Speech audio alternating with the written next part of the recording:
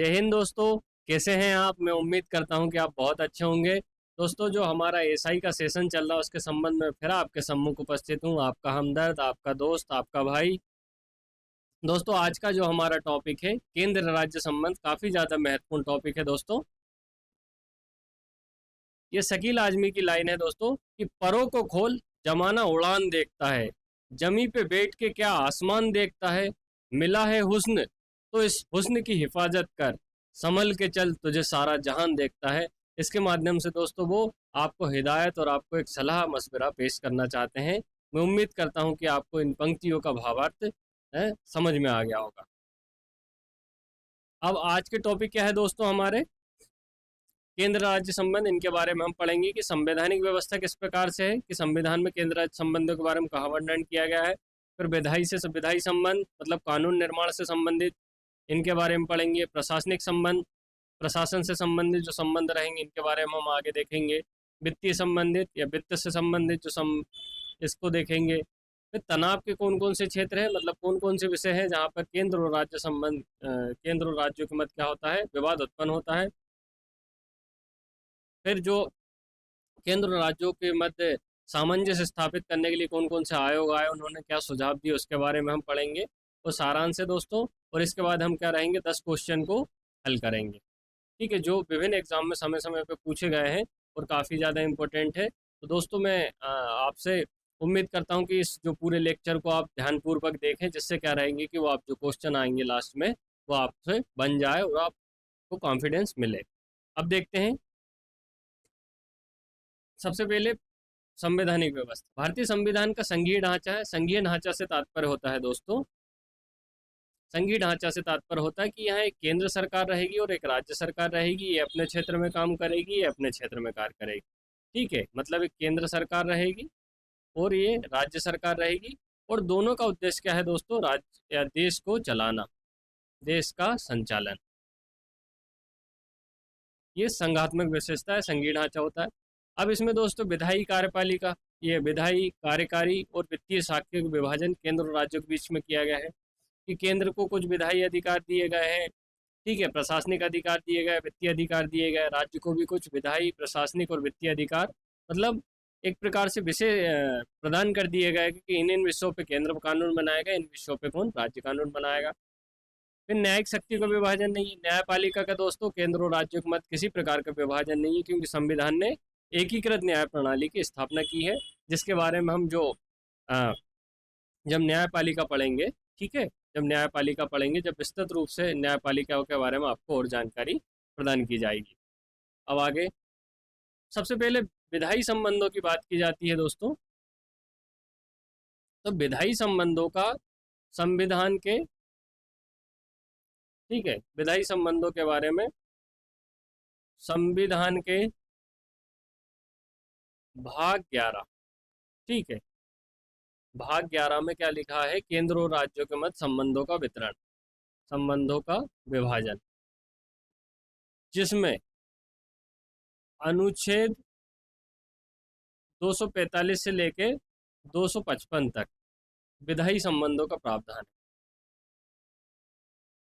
ठीक, तो विधायी संबंधों का विभाजन कहाँ पे है दोस्तों? संविधान के भाग 11 में। ठीक है, किस किस अनुच्छेद से? 245 से लेकर 255 तक केंद्र और राज्य के मध्य किस प्रकार के जो संबंध रहेंगे उनके बारे में 245 से लेकर 55 तक उल्लेखित किया गया है, भाग 11। ठीक है, विधायी संबंध भाग 11, 245 से लेकर 255 तक। अब देखते हैं कि विधायी संबंधों में क्या क्या है। कि जो संसद है, ठीक है, ये दोस्तों हमारा पुराना संसद था, जिसे वर्तमान में संविधान सदन के नाम से जाना जाता है। ये नया संसद भवन सेंट्रल विस्टा प्रोजेक्ट के तहत, सेंट्रल विस्टा प्रोजेक्ट प्रोजेक्ट के तहत इसका क्या हुआ है, निर्माण किया गया है। ये हमारा क्या है दोस्तों, नया संसद भवन है। ठीक, तो क्या है कि जो संसद है, ये जो वर्तमान में दोस्तों ये संसद है, पूरे भारत के लिए कानून निर्माण कर सकती, मतलब ये जम्मू कश्मीर से लेकर तमिलनाडु तक, गुजरात से लेकर अरुणाचल प्रदेश तक, ये यहाँ जो दिल्ली से बैठ के सभी देश के लिए, सभी भागों के लिए कानून बना सकती है। राज्य विधानमंडल दोस्तों, ये हमारा राज्य विधानमंडल, राज्य के लिए ही कानून बना सकती है, ठीक है, ये आधिकारिकता प्रदान की गई है। फिर इसके अतिरिक्त क्षेत्रीय कानून भारत से बाहर भी बना सकती है, कौन? संसद को। जैसे राजदूतों से संबंधित कोई कानून हुआ, या विदेश में एम्बेसी स्थापित करना है, और कितने नियुक्ति की जाएगी, किस प्रकार के राजनयन अन्य देशों में रखे जाएंगे, उससे संबंधित भारत के बाहर, या कोई भारत का भूखंड कहीं बाहर है तो उससे संबंधित कानून किसको है? संसद बना सकती है, ठीक है। तो संसद पूरे भारत के लिए और भारत से बाहर कोई संबंधित विषय से कानून बनाना कौन बनाएगी दोस्तों? संसद के द्वारा। और राज्य के अंतर्गत कौन बनाएगी? राज्य सरकार बनेगी। अब बात आती है कि विधायी शक्तियों का वितरण। भाई यहाँ पे केंद्र और राज्य की संघीय व्यवस्था है, मतलब कुछ विषय केंद्र पे काम करेगा, कुछ राज्य करेगा। तो इन जो विषयों को दोस्तों 3 भागों में बांटा गया है। संघ सूची मतलब केंद्र सरकार, राज्य सूची मतलब राज्य सरकार कानून बनाएगी, और तीसरा दोस्तों कौन सी? समवर्ती सूची, ठीक है। ये दोस्तों, ठीक है, इनमें क्या है? संघ सूची में गिनते हैं 98 विषय है, जैसे रक्षा, या देश पे कोई विदेशी आक्रमण होता है, चीन आक्रमण कर देता है, तो वहाँ मोहन यादव सरकार काम नहीं करेगी दोस्तों, कौन करेगी? मोदी जी करेंगे, राजनाथ सिंह करेंगे, गृह मंत्री वो नेतृत्व करेंगे। विदेशी मामले जैसे कि मान के चलो ट्रंप भारत में आता है तो कौन अगुवाई करेगा दोस्तों? भारत के विदेश मंत्री करेंगे, भारत के राष्ट्रपति करेंगे, या भारत के प्रधानमंत्री करेंगे। बैंकिंग से संबंधित, बैंकों का राष्ट्रीयकरण संबंधित। तो ये दोस्तों जो संघ सूची के विषय हैं, 7वीं अनुसूची में उल्लेखित है, इन पे अगर कोई कानून बनाएगी तो वो कौन बना सकती है? केंद्रीय संसद बना सकती है, ना कि राज्य। कौन बनाएगा संघ सूची के विषय में? संसद कानून बनाएगी, ठीक है। तो इसमें कितने, ऐसे 98 विषय शामिल है कि जिनमें जो आधिकारिकता किसे है दोस्तों? संसद को ही कानून बनाने की। अब बात आती है राज्य सूची। राज्य सूची में क्या है? 59 विषय सम्मिलित है। जैसे पुलिस, स्थायी प्रशासन संबंधित, छोटा मोटा दंगा हो जाता है, या कहीं थोड़ा सा मॉब लिंचिंग हो जाती, तो ये पुलिस व्यवस्था क्या करती है? सबसे पहले वहाँ देखती है। स्वास्थ्य संबंधित, कृषि से संबंधित ये जो विषय है 59 विषय, इन पे कौन? राज्य सूची संबंधित विषय कानून कौन बनाएगा? राज्य सरकार बनेगी। फिर समवर्ती सूची। ये दोस्तों समवर्ती सूची का जो प्रावधान है हमने कहाँ से लिया है? ऑस्ट्रेलिया के संविधान से, ठीक।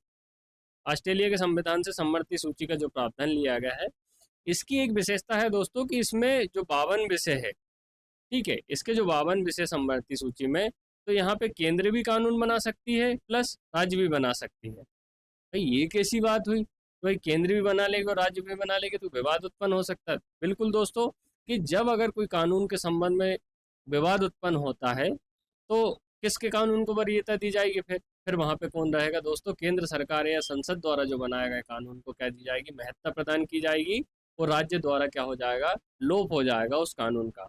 तो समवर्ती सूची में कितने विषय हैं? 52 विषय हैं। कौन कौन से विषय हैं?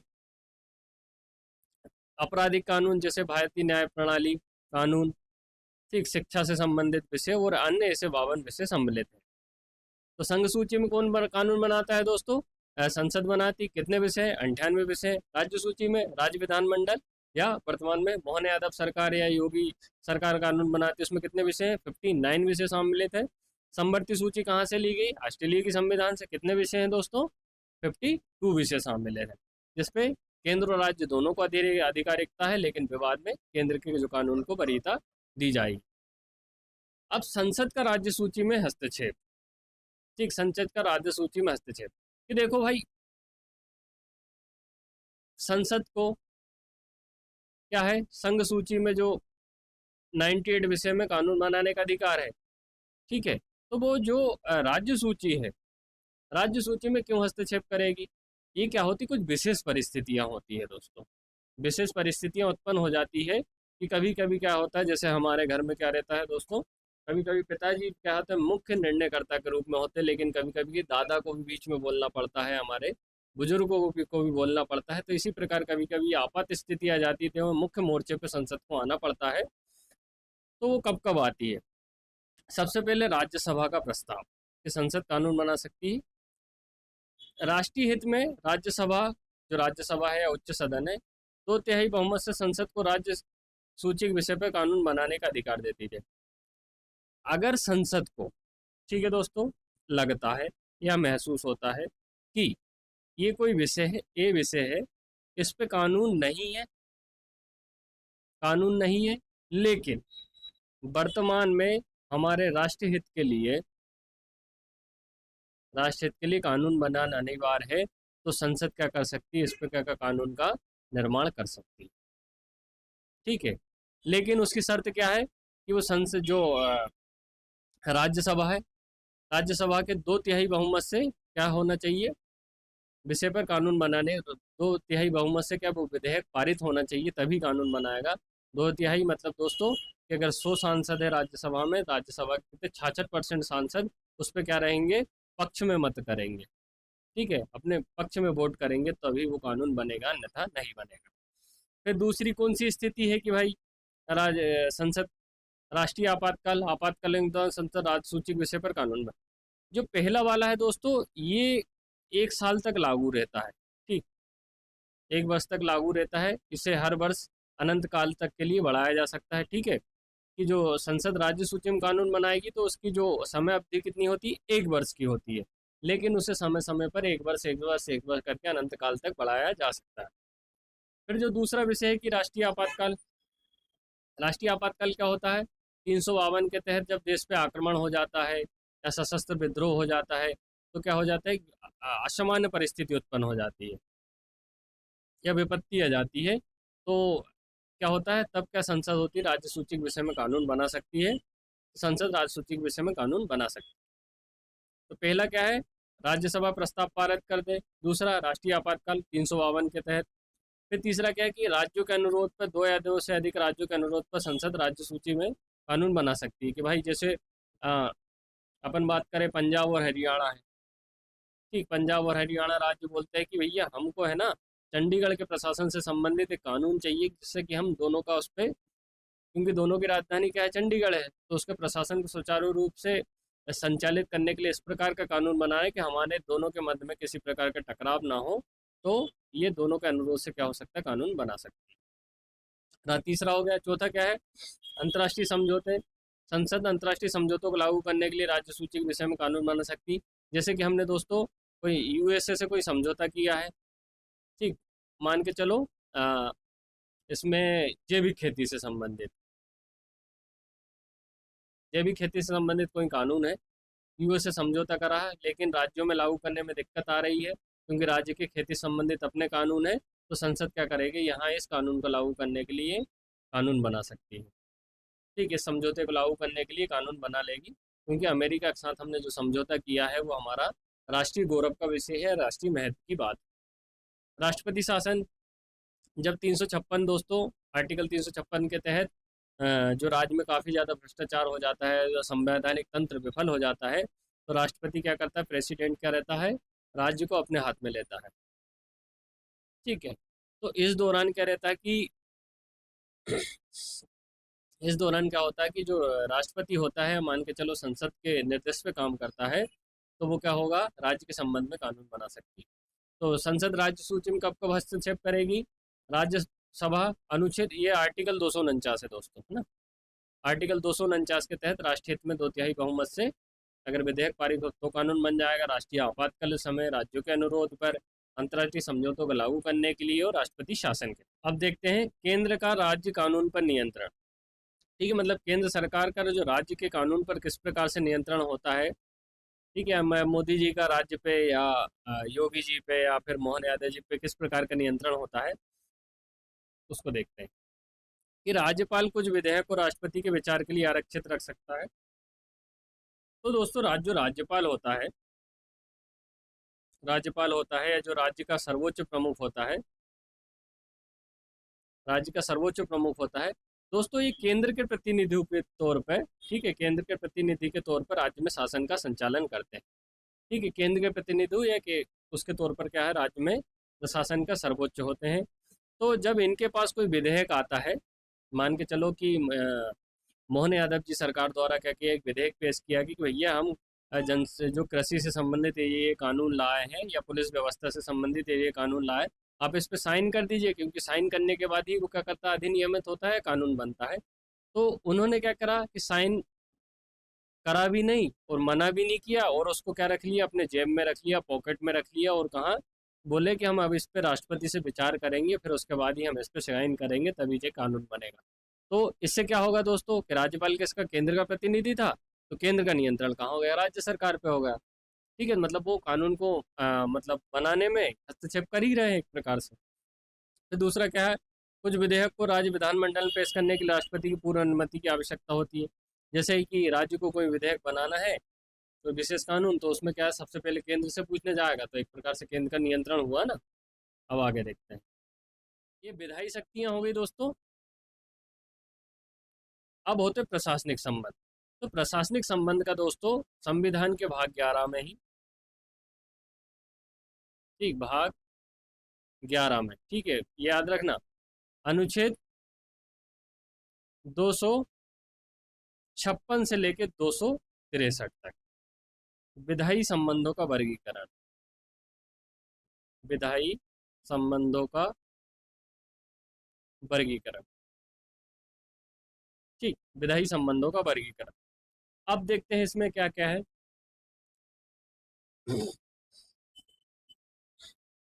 कार्यकारी शक्तियों का वितरण, केंद्र और राज्य की कार्यकारी शक्तियां विधायी शक्ति के अनुरूप होती है, कि मतलब केंद्र संपूर्ण देश के लिए कार्यकारी शक्ति बना सकता है या कानून बना सकता है, और राज्य राज्य के सीमित क्षेत्र के लिए कोई प्रशासनिक कानून बना सकता है। फिर समवर्ती सूची के विषयों पर कार्यकारी शक्ति राज्यों के पास होती है, जब तक कि केंद्र को, ये दोनों वो टक्कर, जैसे विधायी संबंध थे दोस्तों, उसी प्रकार से केंद्र को निर्देश, केंद्र के निर्देश, की केंद्र राज्य सरकार को कब कोई बात कह सकती है कि आपको ये मानना पड़ेगा। राज्यों को यह सुनिश्चित करना होता है कि संसद के कानून का पालन हो, मतलब संसद ने कोई कानून बनाया है, ठीक है, अगर वो केंद्र सरकार जो एक राज्य सरकार क्या करती है, इसको मानने से मना कर रही है, तो वो निर्देश दे सकता है कि आपको कानून को क्या करना पड़ेगा, लागू करना ही पड़ेगा। अन्यथा अनुच्छेद 365 के तहत क्या बात लिखी गई है, कि अगर राज्य केंद्र के निर्देशों को पालन करने में असमर्थ रहता है, तो यहाँ पर क्या लग जाएगा, राष्ट्रपति शासन लग जाएगा, ठीक है, तो ये कह सकता है। केंद्र रेलवे, संचार, अल्पसंख्यक शिक्षा जैसे मामलों में निर्देश दे सकता है कि आपको ये काम करना ही पड़ेगा। फिर अखिल भारतीय सेवाएं क्या होती है दोस्तों, अखिल भारतीय सेवा जो प्रशासनिक सेवा होती हैं, तो उनमें 3 सेवाओं को, कौन सा, आईएएस भारतीय प्रशासनिक सेवा, आईपीएस भारतीय पुलिस सेवा, और आईएफएस भारतीय फॉरेस्ट सर्विस, या ठीक है, या भारतीय वन सेवा, इन तीनों सेवाओं को अखिल भारतीय सेवा के रूप में दोस्तों माना जाता है। सबसे पहले आईएएस और आईपीएस दो अखिल भारतीय सेवाएं थी। सबसे पहले क्या था, आईएएस या भारतीय एडमिनिस्ट्रेटिव सर्विस, और आईपीएस भारतीय पुलिस सर्विस, ये दोनों थी, ठीक है, पहले। लेकिन आईएफएस को कब जोड़ा गया, आईएफएस को 1966, या भारतीय वन सेवा इंडियन फॉरेस्ट सर्विस को 1966 में अखिल भारतीय सर्विस का दर्जा प्रदान किया गया। तो ये तीनों सर्विस होती है, केंद्र और राज्यों के लिए समान काम करती है। इनकी नियुक्ति कौन करता है, राज्य, केंद्र करता है, ठीक है, और राज्यों में अपना एग्जीक्यूट करती है। इन सेवाओं का नियंत्रण केंद्र के पास है, लेकिन तत्कालीन नियंत्रण किसके पास होता है, राज्य, क्योंकि ट्रांसफर राज्य कर सकता है, लेकिन अपॉइंट कौन करता है, केंद्र सरकार करती है। अब आता आपातकालीन के दौरान, ये दोस्तों टीना डावी है, ये टॉपर रही। आपातकालीन के दौरान कौन से संबंध है, कि जब राष्ट्रीय आपातकाल लगता है, मतलब 352 अनुच्छेद के तहत देश में सशस्त्र क्या हो जाता है, संकट उत्पन्न हो जाता है, तो उस समय क्या है, केंद्र राज्यों को किसी मामले में निर्देश दे सकता है, कि अब यहाँ बाध्यकारी हो जाता है। ठीक है दोस्तों, अभी तक जो केंद्र द्वारा जो निर्देश दिए जाते हैं, वो एक प्रकार से एक सलाह के तौर पे दिए जाते हैं, लेकिन जब देश में विपत्ति आ जाती है, आपातकाल लग जाता है, तो केंद्र बोलता है कि अब तो आपको क्या करना पड़ेगा, आपका काम करना ही पड़ेगा, हमने जो काम सौंपा है आप करिए, अन्यथा वो क्या हो जाएगा, ठीक नहीं रहेगा। फिर राष्ट्रपति शासन 356 के तहत क्या होता है, केंद्र राज्य कार्यों को संभाल सकता है, केंद्र रहेगा जो राज्य के कार्यों को संभाल लेगा, मतलब यहाँ का रहेगा, केंद्र का प्रतिनिधि कौन है, राज्यपाल है। तो जैसे वर्तमान में मध्य प्रदेश में क्या हो जाता है, राष्ट्रपति शासन लग जाता है, तो मोहन यादव सरकार क्या हो जाएगी, भंग हो जाएगी, और राज्यपाल जो है मंगू भाई छगन भाई जो पटेल है क्या रहेंगे, अब पूरे मध्य प्रदेश का संचालन करेंगे। वित्तीय आपातकाल क्या है, केंद्र राज्यों के वित्तीय अनुशासन के निर्देश दे सकता है, तो 360 के तहत लागू होता है। अब दोस्तों हमने पहले विधायी संबंध पढ़ लिए, ठीक है, फिर प्रशासनिक पढ़ लिए, अब तीसरा कौन सा है, वित्तीय संबंध। वित्तीय संबंध के बारे में कहाँ लिखा है दोस्तों, ये अनुच्छेद 263 से लेकर 293 अनुच्छेद तक इसके बारे में, वो सॉरी 268 से लेके, अनुच्छेद 268 से लेकर 293 तक वित्तीय संबंधों के बारे में प्रावधान किया गया है। अब वित्तीय संबंध किस प्रकार से, कि किस प्रकार से केंद्र सरकार कर लगाएगी, राज्य सरकार को किन विषयों पर कर लगाने का अधिकार है, या राज्य सरकार को कब केंद्र सरकार फंड प्रदान करेगी या पूंजी प्रदान करेगी। तो इस प्रकार की जो सारी व्यवस्था है वो वित्तीय संबंधों द्वारा क्या होती है, उल्लेखित होती है। तो पहले कर की शक्तियों का वितरण, ठीक है, कि कौन सा टैक्स कौन सी सरकार लगाएगी या केंद्र लगाएगी या राज्य। जैसे संघ सूची, संसद को 13 कर लगाने का अधिकार है। कि संघ सूची में जो 98 विषय है दोस्तों, उसमें 13 जो क्या है टैक्स लगाने से संबंधित है। जैसे आयकर या सीमा शुल्क होता है, जो व्यापार विदेशी व्यापार आयात निर्यात किया जाता है जब लगाया जाता है। तो 13 कर लगाने का अधिकार किसको है, संसद को है, ठीक है, संघ सूची। राज्य सूची के जो 18 कर लगाने का अधिकार किसको, राज्य सरकार को है, मोहन यादव सरकार को मान सकते हैं। जैसे भूमि का राजस्व हुआ, मनोरंजन कर हुआ, जैसे सिनेमा पे लगता है दोस्तों, ठीक है, तो ये इसके विषय हैं। समवर्ती सूची में कर संबंधी कोई विषय नहीं है, ठीक है, मतलब जो विषय समवर्ती सूची में उसमें कोई कर से संबंधित नहीं है। और अवशिष्ट शक्तियाँ की जो ना संघ सूची में उल्लेखित है ना राज्य सूची में उल्लेखित है, और कभी जरूरत पड़ती है तो उसमें कौन बनाएगी, संसद को अधिकार है।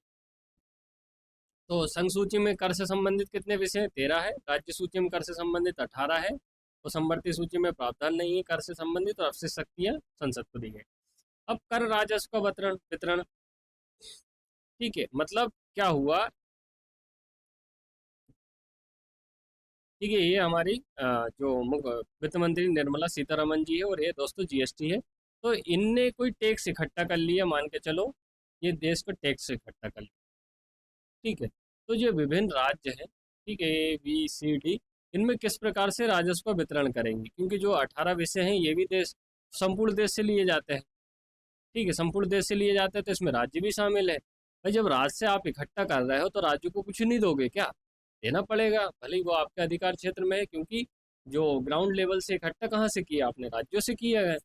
तो उसका किस प्रकार से वितरण किया जाता है, कि संघ द्वारा लगाया गया कर, कुछ करों का राजस्व राज्यों को दिया जाता है। जैसे स्टाम्प ड्यूटी, मान के चलो ये यहाँ स्टाम्प ड्यूटी से केंद्र सरकार ने पैसे कमाए हैं, तो राज्यों को इसमें से मान के चलो 5% सभी राज्यों में वितरण किए जाएगा। 5% मान के चलो कि 500 करोड़ रुपए स्टाम्प ड्यूटी से मिले हैं, तो इसका 5% क्या रहा है, अलग अलग राज्यों में वितरित किए जाएंगे। फिर क्या है, वित्त आयोग का राजस्व के वितरण के सिद्धांत देते हैं। वित्त आयोग का ये क्या है, नया टॉपिक है दोस्तों। अनुच्छेद 280 के तहत एक अर्ध न्यायिक वित्त आयोग का गठन किया जाएगा, जो देखेगा कि राज्य और केंद्र के मध्य क्या होना चाहिए, किस प्रकार से करों का वितरण होना चाहिए या पूंजी का वितरण होना चाहिए। ये हम इसको बाद में देखेंगे दोस्तों। अनुदान क्या होता है, फंड होता है जो प्रदान किया जाता है। तो सांविधिक अनुदान मतलब ये बाध्यकारी होता है दोस्तों, ठीक है, ये बाध्यकारी प्रावधान है कि आपको जो केंद्र को है, राज्यों को ये फंड आपको प्रदान करना पड़ेगा, मतलब पड़ेगा। सांविधिक अनुदान मतलब जिसका संविधान में लिखा है कि प्रतिवर्ष जो केंद्र सरकार है राज्य सरकारों को अपनी गतिविधियों को संचालित करने के लिए या कल्याणकारी योजना के लिए इतना फंड प्रदान करेगी, मतलब करेगी, ठीक है। वित्त आयोग की सिफारिश पर राज्यों को दिया जाता है। फिर विवेकाधीन अनुदान, केंद्र अपने विवेक से, यहाँ पे क्या होता है दोस्तों, स्वैच्छिक होता है केंद्र के लिए। केंद्र के लिए स्वैच्छिक होता है कि इस फंड को जो विवेकाधीन है, मतलब अपने विवेक के अनुसार वो राज्यों को फंड प्रदान करे या ना करे, ठीक है। तो ज़्यादातर क्या होता है दोस्तों, इसमें जो अगर केंद्र में सत्ताधीन वर्ग है और वही राज्य में सत्ताधीन वर्ग है, तो उन जैसे कि अपन बात करते हैं केंद्र में कौन है, भाजपा गठबंधन है, और बिहार में भी क्या भाजपा की सरकार है, ठीक है, या फिर दिल्ली का ले लेते हैं। तो यहाँ पे वो क्या करते थे, जो विवेकाधीन अनुदानों को इन राज्यों में डिलीवर कर देते हैं, ना कि अन्य राज्यों में जैसे तमिलनाडु है जहाँ गैर भाजपा सरकार है, ठीक है। जीएसटी काउंसिल है, जीएसटी संबंधित नीतियों की दरों की सिफारिश करता है, केंद्र और राज्यों की समन्वय स्थापित। जो जीएसटी काउंसिल होती है मतलब एक प्रकार के काफ़ी सारे जो वित्तीय से संबंधित या वित्तीय प्रशासन से संबंधित लोगों की एक संस्था है।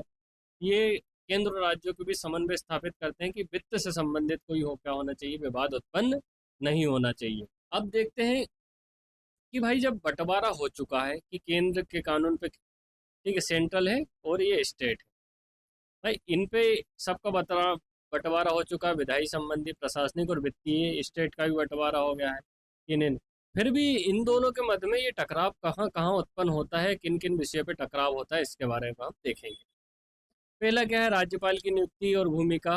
राज्यपाल की नियुक्ति, उनकी भूमिका को लेकर विवाद क्या होता है दोस्तों, जो राज्यपाल होता है ये मंगू भाई छगन भाई जी पटेल है, ये सेंट्रल गवर्नमेंट द्वारा अपॉइंट किए जाते हैं। ठीक है, सेंट्रल गवर्नमेंट द्वारा अपॉइंट किए जाते हैं, मतलब एक केंद्र के प्रतिनिधियों के रूप में। ठीक, केंद्र के प्रतिनिधियों के रूप में राज्य के सर्वोच्च होते हैं। ये किस प्रकार का विवाद उत्पन्न होता है? ये कभी कभी क्या रहते हैं कि राज्य सरकार की सलाह नहीं मानते। मान के चलो कि मध्य प्रदेश में अन्य जो दल की सरकार है, जैसे अपन तमिलनाडु की बात करते हैं, तमिलनाडु में क्या है, डीएमके का शासन है। ठीक है, अब नियुक्ति किसने करी राज्यपाल की? केंद्र सरकार ने। केंद्र में कौन? भाजपा है। ठीक है, केंद्र में कौन सी? भाजपा सरकार है। इन्होंने तमिलनाडु के डीएम की सरकार के लिए एक जो राज्यपाल का नियुक्ति कर दी। अब राज्यपाल किसकी? केंद्र की सुनेगा दोस्तों, और तमिलनाडु वाले की बात नहीं मानेगा, तो इससे क्या होता है, दोनों के मध्य टकराव उत्पन्न होता है।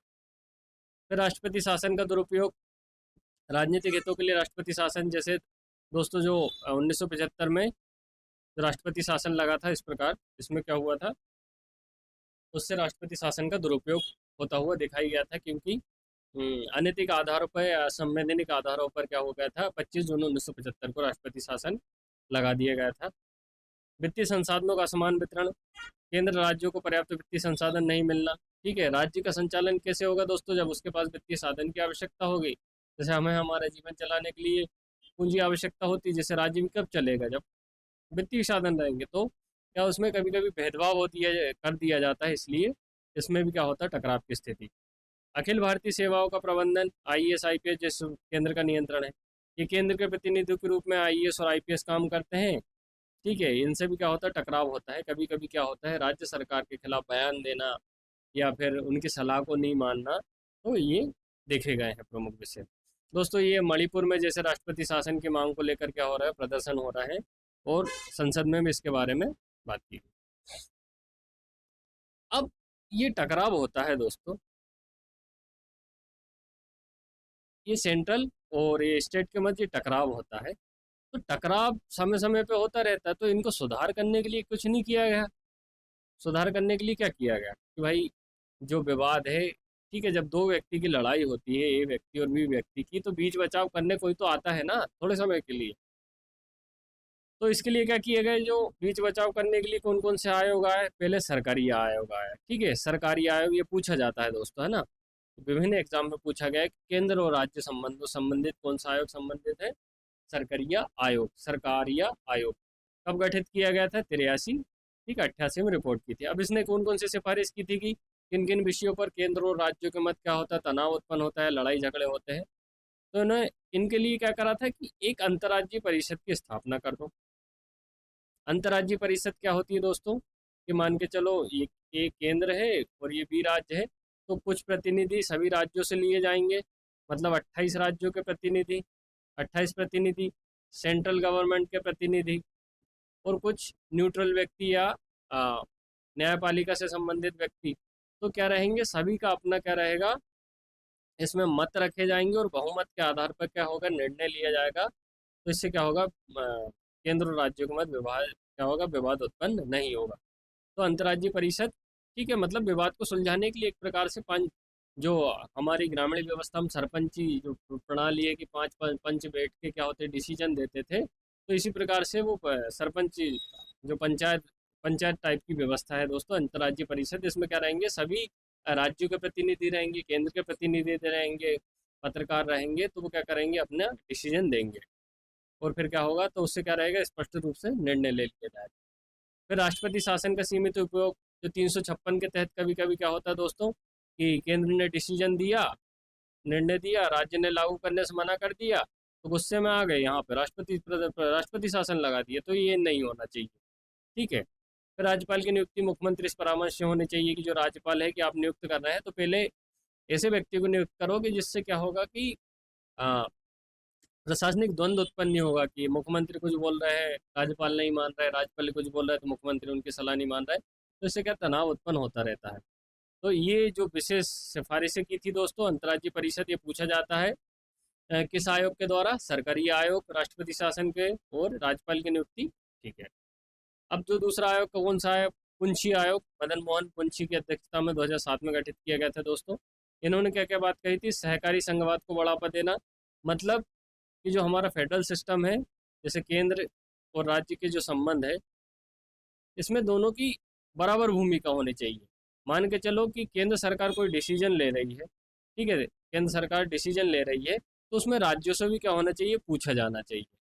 राज्यों से भी पूछा जाएगा तो उससे क्या होगा दोस्तों कि डिसीजन लागू होने के बाद में क्या विवाद नहीं उत्पन्न होगा, और विवाद उत्पन्न होगा तो केंद्र सरकार बोलेगी हमने आपसे पूछा था, आपने क्यों नहीं बतलाया पहले। फिर राज्यपालों के कार्यकाल निश्चित कर देना चाहिए। जीएसटी परिषद को मजबूत करना चाहिए, मतलब इसमें और व्यक्तियों की या राज्य से प्रतिनिधि चुने जाने चाहिए। सारांश क्या है, भारतीय संविधान में केंद्र और राज्यों की शक्तियों का स्पष्ट विभाजन है।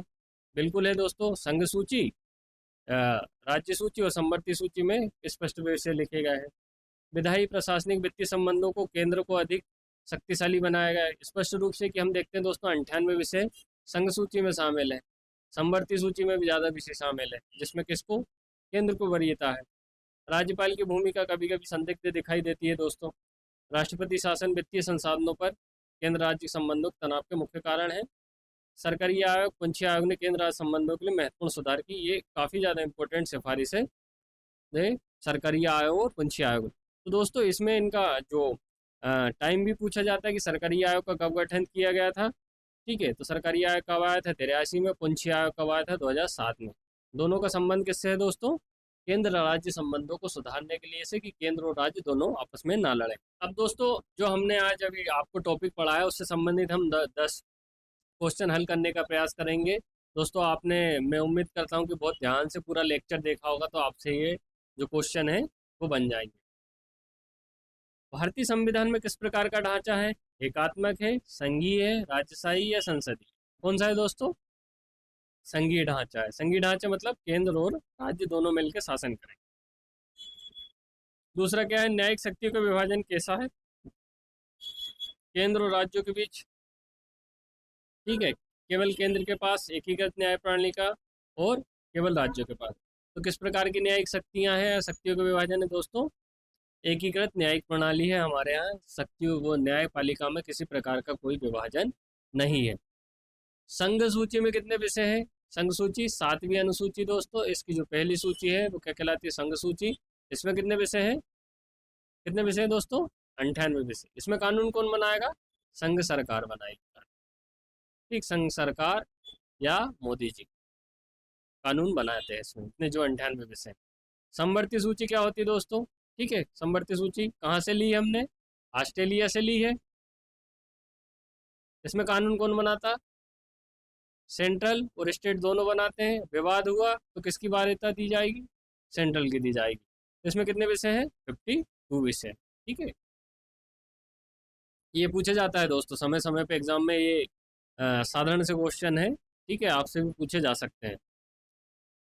फिर संघर्ष की स्थिति में किसका कानून प्रभावी होता है समवर्ती सूची में, तो क्या रहेगा, राज्य का, केंद्र का, उच्च न्यायालय का, राष्ट्रपति का। तो वो रहता है केंद्र का।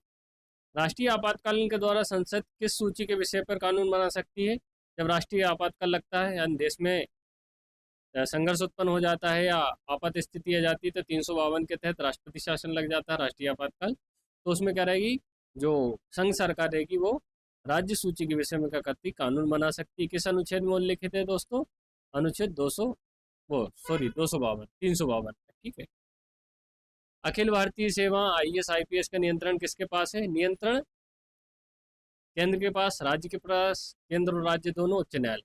नियंत्रण की बात की जाती है दोस्तों, क्या होता है, केवल केंद्र पे। इसको इस प्रकार से देखिए कि कोई IAS अधिकारी को केंद्र सरकार ही हटा सकती है, केंद्र सरकार ही हटा सकती है, क्योंकि इनकी नियुक्ति किसके द्वारा की जाती है दोस्तों, IAS IPS की राष्ट्रपति के द्वारा की जा सकती है। जब देश का इतना गरिमा पद या देश का सबसे बड़ा पद इनको नियुक्त करता है, तो क्या राज्य सरकार इनको हटा सकती है, नहीं हटा सकती, क्योंकि वो उसकी गरिमा का क्या हो जाएगा, हनन हो जाएगा। तो इनका नियंत्रण किसका होता है, केंद्र से, केवल केंद्र का होता है। हाँ, ट्रांसफर एक जिले से दूसरे जिले ट्रांसफर, एक विभाग से दूसरे जिले का ट्रांसफर, वो क्या केंद्र राज्य सरकार कर सकती है, लेकिन हटा नहीं सकती। राष्ट्रपति शासन के दौरान कौन से राज्यों के कार्यों को संभालता है, राज्यपाल संभालेगा, केंद्र, उच्च न्यायालय, मुख्यमंत्री, केंद्र। राष्ट्रपति शासन मतलब अनुच्छेद 356 के तहत, मतलब जब राज्य क्या होता है, केंद्र की बात नहीं मानता है, संवैधानिक तंत्र विफल हो जाता है, तो इस समय कौन आ जाएगा फिर, है केंद्र सरकार अपने जो प्रतिनिधि राज्यपाल के माध्यम से राज्य में शासन करेंगे। संघ सूची में कितने कर या कितने विषय पे कर लगाने का अधिकार संसद को है दोस्तों? कितना है? 13। कितने? 13 विषय पे क्या होता है? संघ सूची में संसद क्या बना सकती है? कानून बना सकती है कर लगाने से। जीएसटी परिषद का मुख्य कार्य क्या है? कर राजस्व का वितरण, जीएसटी संबंधित नीतियां दरों को सिफारिश करना, राज्यों को अनुदान, अखिल भारतीय सेवा प्रदान। जीएसटी संबंधित जो नीतियां हैं, दरों को सिफारिश। जीएसटी क्या है? Goods and service tax.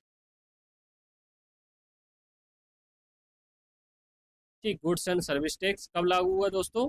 101वें संविधान 101वां संविधान संशोधन द्वारा। अधिनियम कब आया था दोस्तों? 2016 का अधिनियम। तो GST goods and service tax है। तो क्या है इसका काम? क्या है इसकी जो परिषद का? जीएसटी संबंधी नीति दरों की सिफारिश करना। केंद्र राज्य तनाव के मुख्य कारण क्या है? राज्यपाल की नियुक्ति बिल्कुल है। संघ सूची का विस्तार, ये तो संघ, ठीक है। संवर्ती सूची का विस्तार, न्यायिक शक्ति का विभाजन। तो सबसे ज़्यादा जो उपरोक्त जो आपको दिए गए हैं बिंदु, इसमें कौन सा है दोस्तों? इसमें कौन है? राज्यपाल की नियुक्ति सबसे ज़्यादा तनाव का कारण बनती है। राष्ट्रपति शासन का दुरुपयोग किसके द्वारा किया जा सकता है? राष्ट्रपति शासन का दुरुपयोग किसके लिए किया जाता है? राजनीतिक हित के लिए। ठीक है, किसके लिए किया जाता है? राजनीतिक हित के लिए। कि केंद्र सरकार क्या कर सकती है? जबरदस्ती क्या हो सकती है? जबरदस्ती क्या कर सकती है? राज्य में राष्ट्रपति शासन लगाकर अपने राष्ट्रपति शासन लगाकर क्या कर सकती है? अपने अधिकार में कर सकती है। तो दोस्तों जो हमारा जो प्रयास आपको जो एमसीक्यू प्रदान करना रोज, या संबंधित टॉपिक से संबंधित जो कुछ क्वेश्चन प्रदान करना आपको अच्छे लगे होंगे दोस्तों। आपको हमारा सेशन अगर पसंद आ रहा हो और वीडियो आपको बहुत अच्छी लग रही हो दोस्तों, ज़्यादा से ज़्यादा लाइक कीजिएगा, कमेंट कीजिएगा और सब्सक्राइब कीजिएगा। और अपने ज़रूरतमंद दोस्तों से कह दीजिएगा कि आपको ऐसा ही बनाने के लिए आपका भाई आ गया है। तो दोस्तों मैं खुदा से दुआ करता हूँ कि आपकी हर तमन्ना जल्द से जल्द मुकम्मल हो और ईश्वर आपको सुख शांति समृद्धि प्रदान करे। जय हिंद दोस्तों, मिलते हैं जल्द नेक्स्ट लेक्चर के साथ।